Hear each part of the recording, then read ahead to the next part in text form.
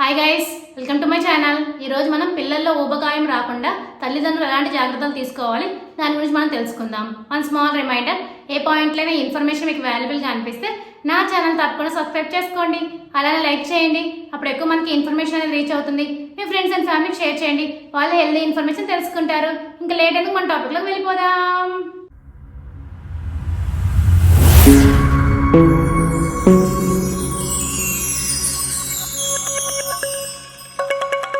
ఇప్పుడు చాలా మంది చిన్నారులు చిన్న వయసు నుంచే బరువు పెరుగుతున్నారు.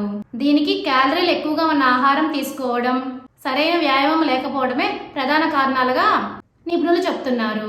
బరువు విషయంలో చిన్నప్పటి నుంచే జాగ్రత్తలు తీసుకుంటే వయసు వచ్చేసరికి వారు స్థూలకాయలుగా మారే ప్రమాదం ఉందని నిపుణులు చెప్తున్నారు. పిల్లలు బరువు విషయంలో తల్లిదండ్రులు ఎలాంటి జాగ్రత్తలు తీసుకోవాలో ఇప్పుడు మనం తెలుసుకుందాం.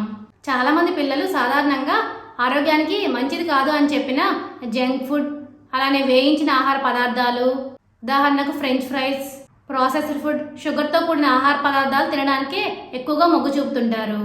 ఇలా కొవ్వులు, క్యాలరీలు ఎక్కువగా ఉన్న ఆహార పదార్థాలను చిన్నపిల్లలకి చిన్నప్పటి నుంచే మనకు పెట్టినట్టయితే వాళ్ళు పెద్ద అయ్యేసరికి ఎక్కువగా బరువు పెరిగే అవకాశం ఉంటుంది.